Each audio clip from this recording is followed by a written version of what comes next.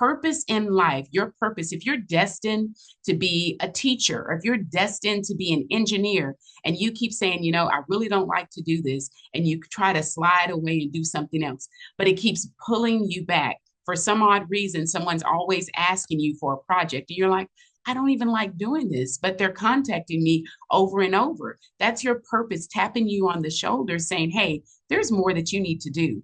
There's something deep inside of you, and we need you over here. And that purpose is not going to let you go.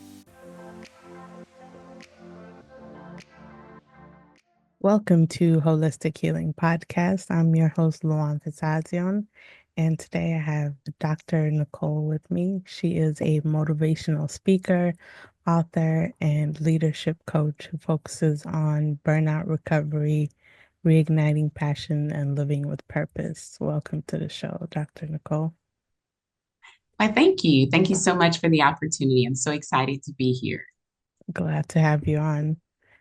A lot of your work, I noticed, talks about maintaining your flame and reigniting your passion. Can you talk about your own experience where you felt like you were burnt out or disconnected from your purpose and how you found your way back? Yes, most definitely. I think it began early in my career, just a lot of trials and tribulations, trying to fit in.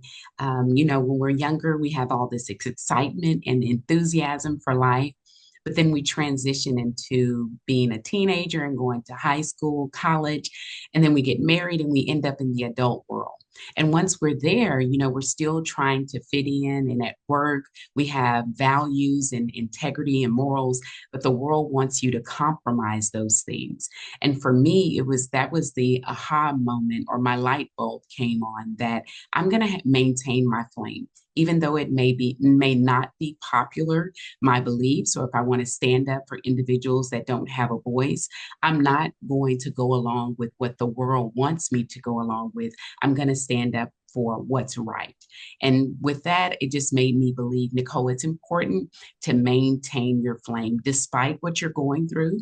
It could be in a relationship, it could be on your job, and just life in general. We get so discouraged because we may start out one way. I'm going to start this amazing podcast. And then you run into obstacles and you begin to say, yeah, you know what, maybe that's not for me, but we give up too soon. And so maintaining your flame is just connecting with yourself, understanding what you truly believe, coming up with your goals and your what keeps you grounded in life, standing on your truth so you're able to move forward.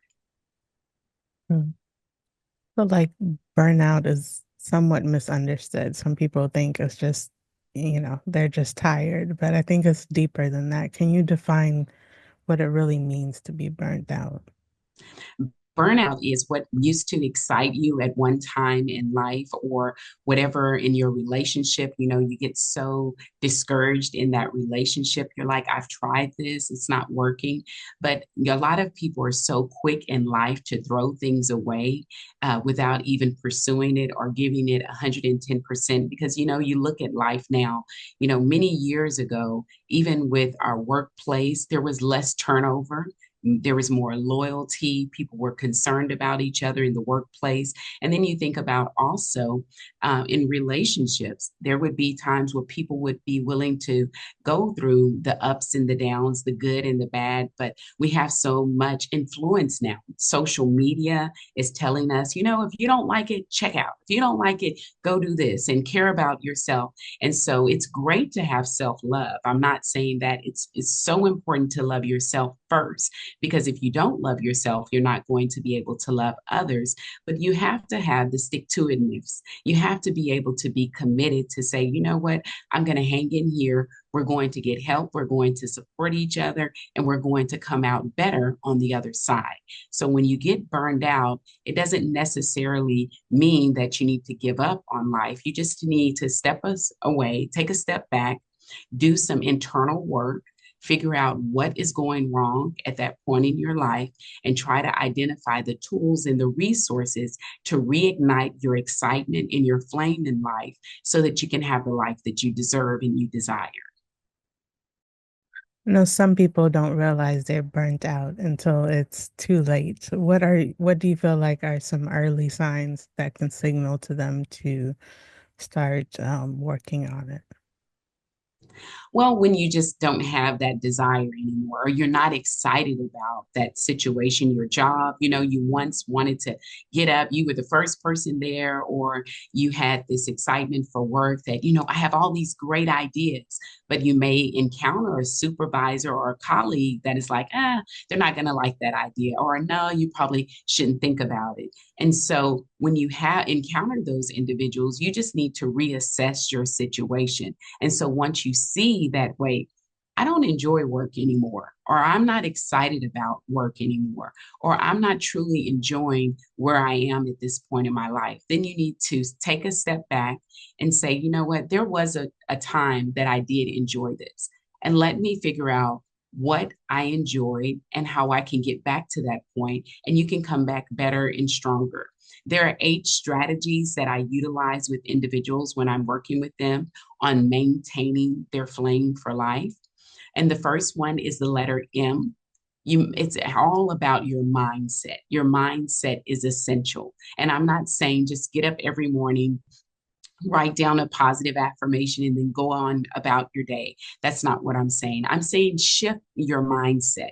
When you talk about burnout, you say, okay, I don't feel good anymore about this, or I don't like it. But there's always some good in every situation. It may take you some time to identify that good, but take time and reflect on where you are. And you're going to have to shift your mindset so you're able to find the good in the situation. For example, let's take parenting. A lot of people may think, oh my gosh, I'm not being a good parent. Nothing's working out. This child will not listen. They've turned into this crazy teenager. What am I supposed to do? Well, there's always some positive in that situation. So you're going to watch your mindset and find out what are those good moments that we share when we go out shopping together, or we're in the car driving and we're dancing and singing to movement, to the music. It may not be when you're sitting down lecturing your child that you feel tense and that they're not listening to you, but in those special small moments, those are the ones that's going to last forever. And just understand that those conversations, you may not think that it's serving its purpose at that moment, but you'll see the fruits of your labor in the future. So celebrate the small moments that they came in and told you about a test, that they came in and told you about something exciting that's going on in your life. Shift your mindset so you're not overwhelmed and you're not burned out. The next letter is A. Take action towards your goals and your aspirations that you have for yourself. We sit down and we have so much social media. We sit down and there's so many hours of just scrolling and scrolling. And oh my gosh, they look like they have the perfect life and they have all the answers. But what about taking action in your own life? Identify something that you've always enjoyed, or it could be a task or a hobby that you had in the past. Take action towards that hobby or that goal, and you can realize that there's a lot of greatness inside. And the next letter is I. Be very, very intentional. Intentional with the life that you want and design. Write your vision down, make it plain, and develop steps to go towards that vision. The next letter is N. Nurture yourself. So many times in our lives, we spend a lot of time pouring into everyone else. And I know we've all heard that, but it's essential that you nurture yourself. And I'm not just saying nurture or go get, a pedicure or something like that. Even taking care of your health. We all know stress kills, and you can get overwhelmed and you can get burned out, but make sure that you nurture yourself. The next letter is T. Be very tenacious. Attack life with everything that you have inside of you and refuse to give up and to give in. And then the next letter is A. Be very authentic. Be the person that you were designed to be. Some people may walk around life and they see the bad in everything. If your light is meant to shine, let your light shine bright. You may not be for everyone, but it's okay. You are for the ones that connect with you. And it's important that you feel good about yourself so you can show up in your authenticity. And then the next letter is going to be I, integrity. I cannot stress this enough. In the world that we live now, there's such a lack in integrity. A lot of people just refuse to stand up when they see things that are going wrong. They just want to go along with what everyone else is doing so that they fit in the crowd. And that's not just for our children, that's for adults. A lot of adults have problems standing up and having true integrity. And so that's essential that you hold on to your integrity. And the last letter is N, non negotiables.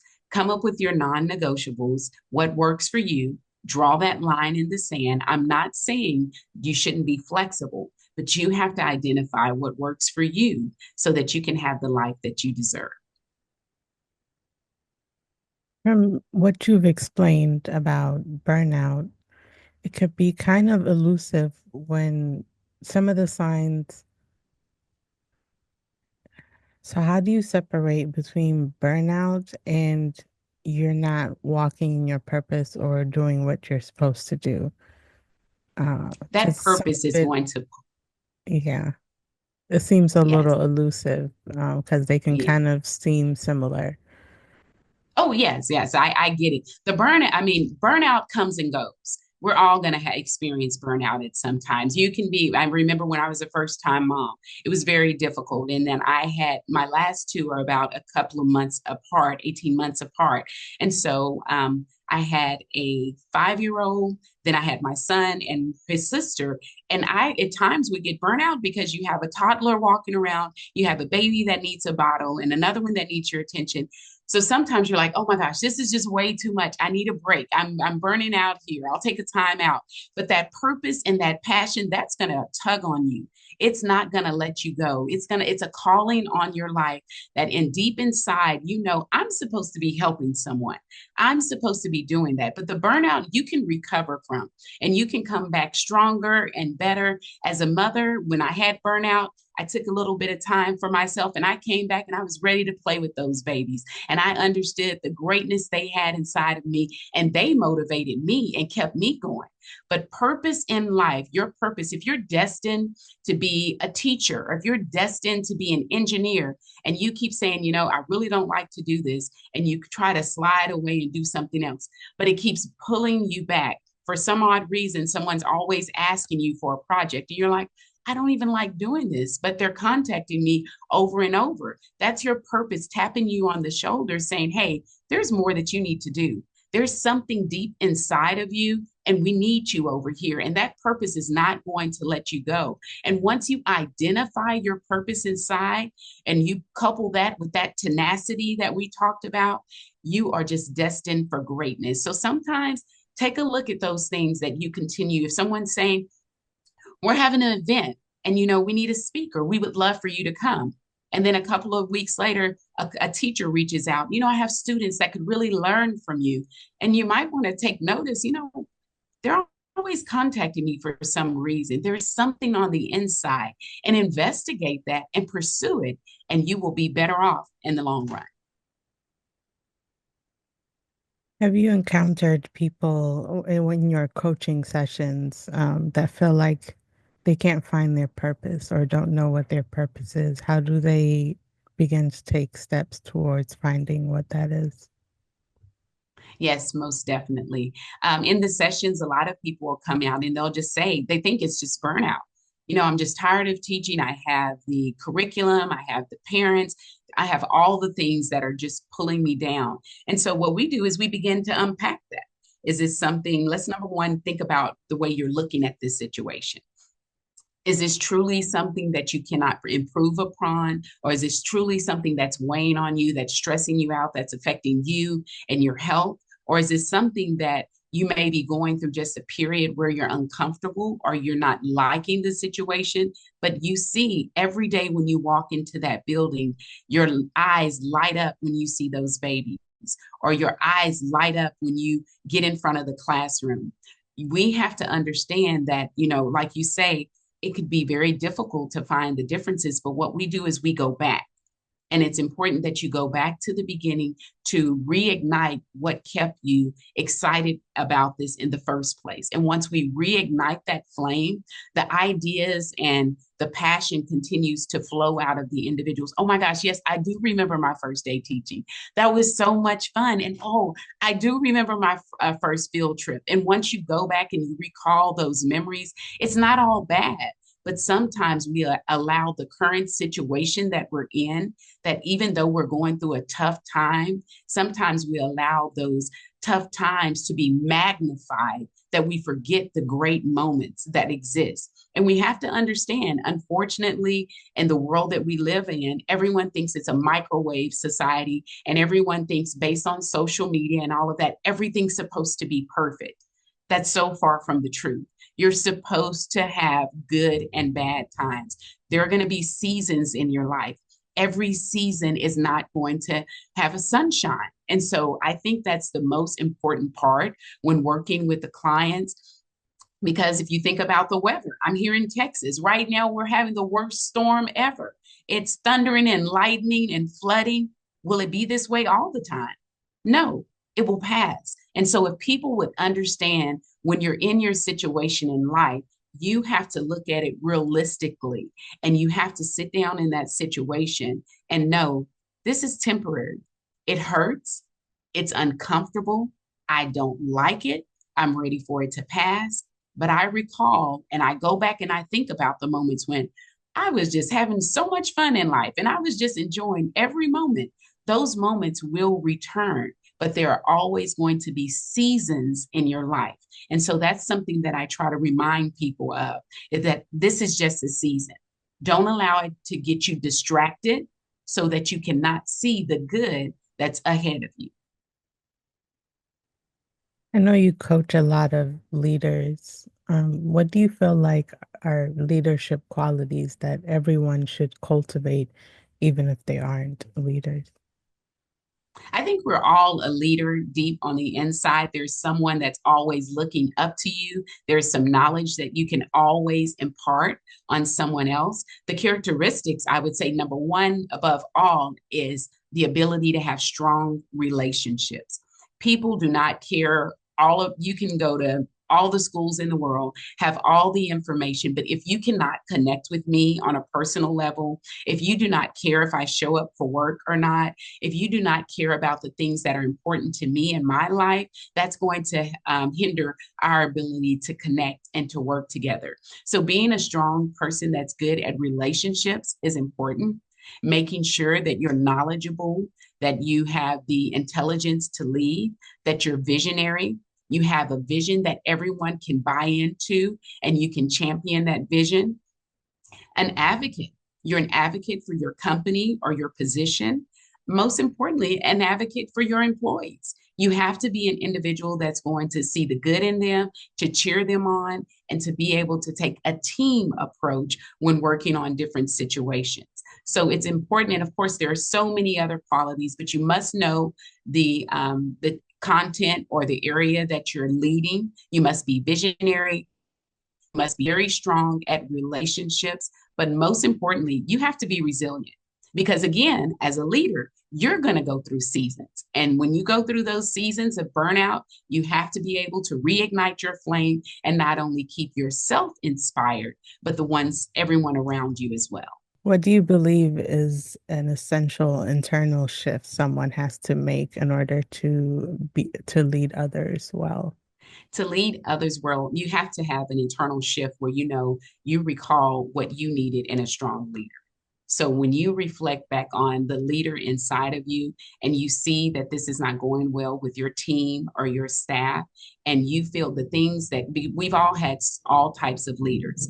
But as an employee, when you had a leader that made you feel unwanted or undervalued or did not champion the cause for you, that internal shift is when you're seeing and you're getting feedback and individuals are not feeling comfortable around you or do not feel safe sharing the honest truth about what's going on with the company, then that should be an internal shift that said, wait a minute, I didn't like when that happened to me. And I need to make sure that I'm making some changes so that people feel comfortable in their workspace. where people feel seen and heard. It's very important because this is not a dictatorship. And people have an opportunity to have a voice in the process. So when you are sitting there and you're leading and you're checking in on your team and y'all are being productive, but then you see inside and you're hearing some feedback about how people are feeling, you need to reflect upon what made you feel uncomfortable as an employee and then make the necessary changes to move forward in a positive way so that you can have a stronger team. You talk about transformation requires intention. How do you help others break free from autopilot living and choose intention daily? True intention and no autopilot is just that you're not there. Are you really living life? You're just Yeah. going through the motions. Every day you come in, you go in, hey Bob, hey Sarah, you sit down at the desk and then you check out. But is that living an intentional life? How are you able to impact others? If you're just going through the motions, number one, you're not helping yourself. You're not living your life to the fullest. I listened to this show one time and I heard a young lady mention the best advice that her dad gave her was to live full and die empty. And so, are you putting it all on the table? You have to go to work all day, every day for 8 hours. Are you enjoying what you're doing?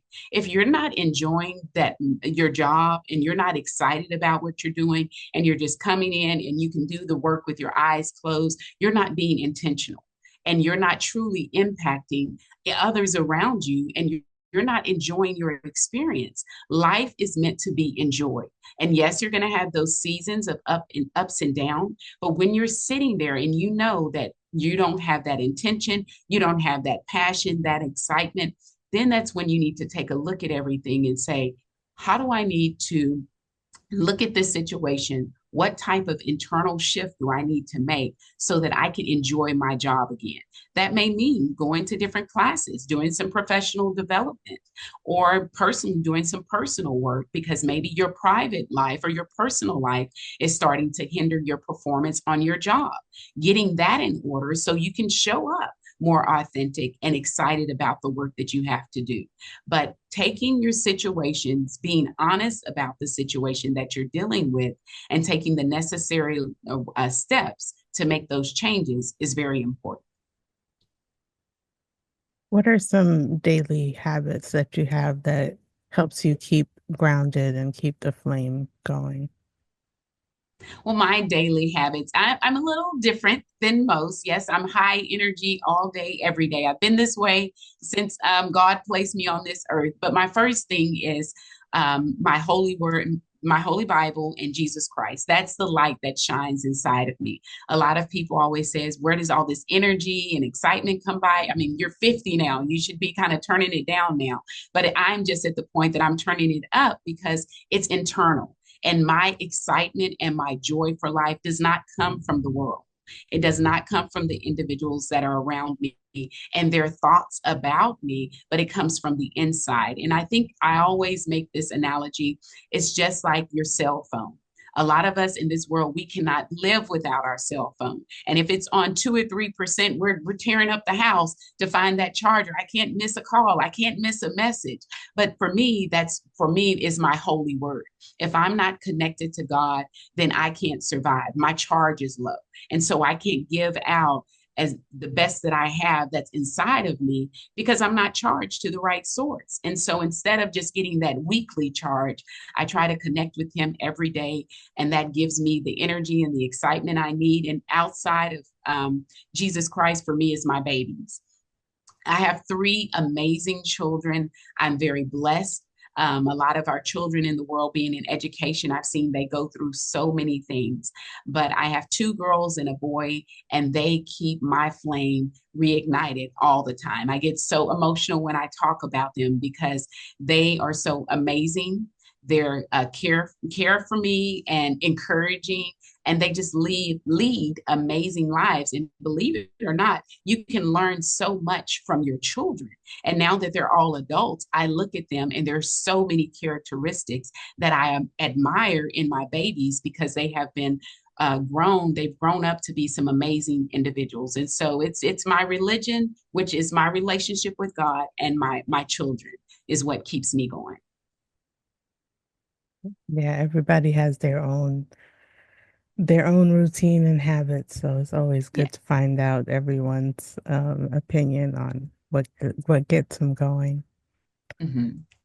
Well, Dr. Nicole, this has been an amazing conversation. Is there anything you want to leave the listeners with before we close it out? I just want to leave the listeners with just making sure that you are living your life to the fullest. And despite what may be going on in your life, take time to check on someone else and find a partner that will keep you encouraged. We've got to connect with one another, but maintain your flame for life. We get one life. You have an opportunity to design and make it whatever it is that you want it to be. Every day is a clean slate. Take advantage of that and create the life that you desire, but most importantly, create the life that you deserve. That's great advice. Well, thank you, Dr. Nicole. And for the listeners, I'll have her information in the description. Thank you for listening.